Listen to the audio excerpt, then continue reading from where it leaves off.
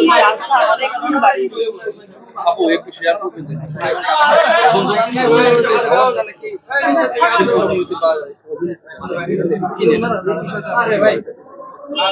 আম, অবশ্যই এই বিষয়টা আমি ভালো চোখে দেখবো না, কারণ অ্যাওয়ার্ড তো তাকেই দেওয়া উচিত যে অ্যাওয়ার্ডটা পাওয়ার যোগ্যতা রাখে। তো কেউ মানে আমার এই বিষয়ে কিন্তু কানে আসে না যে কেউ অ্যাওয়ার্ড আমি অবগত না। জি আপু এখনো অ্যাওয়ার্ড পাইনি, শুধু আসছি। আপু অ্যাওয়ার্ড অনুষ্ঠানে আসলেন, আসার পর অনুভূতিটা যদি শুনতে পারি কেমন লাগছে? মানে আমার না আপনাদের থেকে অনেক ভালো লাগছে, এত জার্নালিস্ট এত মানুষ অনেকদিন পরে ভালো লাগছে। অনেক সময় আপনি দেখতে পাই যে কক্সবাজার যান, বিভিন্ন রিসোর্টে ঘুরছেন, সেই বিষয়টা যদি আমরা জানি আপনার কাছ থেকে কক্সবাজার বিভিন্ন লোকে আপনাকে দেখতে পাই অলওয়েজ, সেই বিষয়টা আপনার কাছে কি বলার আছে? আপনার কোশ্চেনটা ঠিক না, আমি কক্সে যাই না, আমি বাংলাদেশের কক্সে যাই না, ওটা মালদ্বীপ। আপনি যে ভিডিওগুলি দেখেছেন সমুদ্র সৈকতে বিচে পানির ভিতর, ওগুলি হচ্ছে মালদ্বীপের এরিনা বিচে।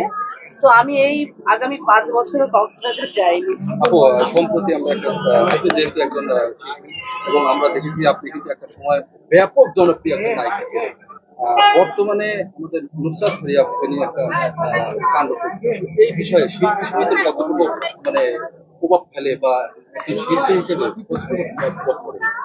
আমরা যেহেতু শিল্পী, একজন শিল্পীকে যেভাবে মানে যে পরিস্থিতিতে নুসরাত ফারিয়া পড়েছিল, এটা একটা অত্যন্ত দুঃখজনক ঘটনা। আমরা শিল্পী সমিতির যারাই সদস্য ছিল এবং শিল্পীরা ছিল সবাই অনুতপ্ত এবং দুঃখিত।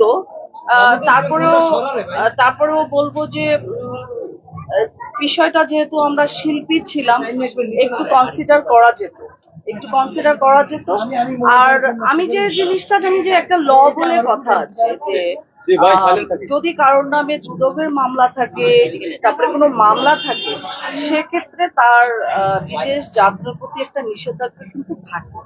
তো আমার মনে হয় নুসরাত ফারিয়া সেটা জানতো না, কিংবা এটা হয়তো বা সে অবগত ছিল না। তো আমি বলবো যে শিল্পীদের আসলে রাজনীতি করা উচিত না। আমরা যে প্রফেশনে আছি, আমাদের প্রফেশনটা হচ্ছে বিনোদিত করা জনগণকে। তো এই প্রফেশনের বাইরে আরেকটি প্রফেশন গ্রহণ করা আসলে আমার উচিত না। যদি কেউ রাজনীতি করতে চায়, আমার মনে হয় চলচ্চিত্র পেশাটাকে কুইট করে দেন আলাদা পেশায় যাওয়া উচিত। আপনি নুসরাত ফারিয়া ছাড়াও আরো চলচ্চিত্রের অনেক তারকাদের নিয়ে কিন্তু মামলা হয়েছে, আসলে সেই ব্যাপারে শিল্পী সমিতি কোনো উদ্যোগ নিবে কিনা বা আপনাদের কোনো ভূমিকা আছে কিনা? এটা টোটালি একটা রাষ্ট্রীয় ব্যাপার। আমরা যেহেতু শিল্পী সমিতির কাজ হচ্ছে শিল্পীদের ভালো মন্দ দেখার।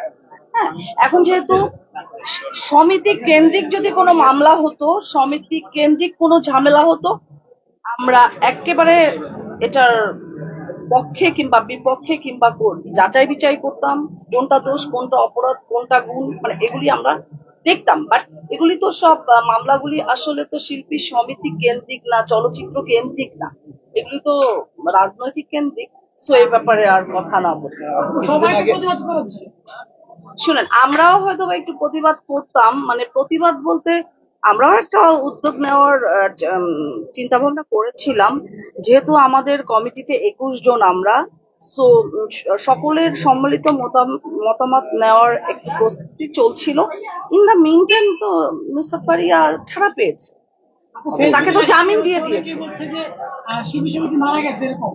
না না না, শিল্পী সমিতি মারা গেলে আমি জীবিত পলি এখানে দাঁড়িয়ে।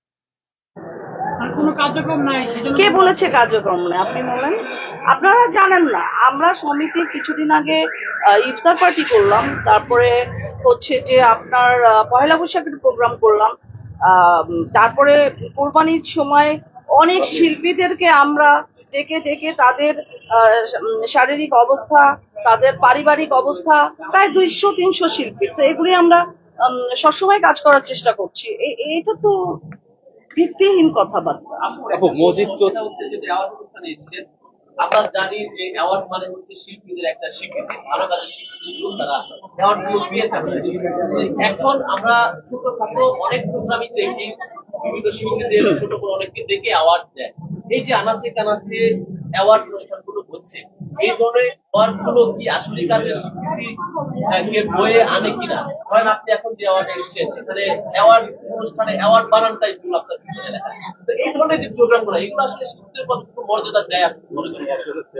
আসলে আমি তো আজকে যে অ্যাওয়ার্ডটা এসেছি, আমি যে অ্যাওয়ার্ডটা পাবো, এটা পাবো যেটা তো আমি আসলে কেন পাবো আমি জানি না। আমি খুব, আপনারা দেখে থাকবেন যে আমি অ্যাওয়ার্ড প্রোগ্রাম গুলিতে ওরকম যাই না। কেন যাই না আমি আপনাকে বলি। অ্যাওয়ার্ড কারা পায় বলেন তো?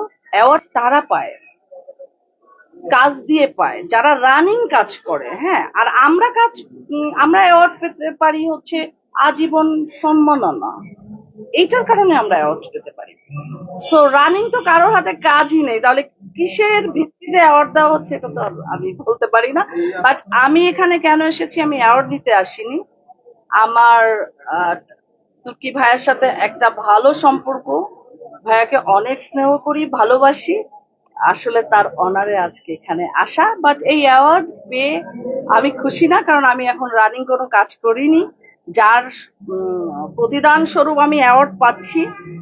আমি যখন কাজ করতাম তখন যদি আমি অ্যাওয়ার্ড পেতাম তাও সেটা ডিজার্ভ করি, আমি অ্যাওয়ার্ডটা ডিজার্ভ করি, বাট নট নাও।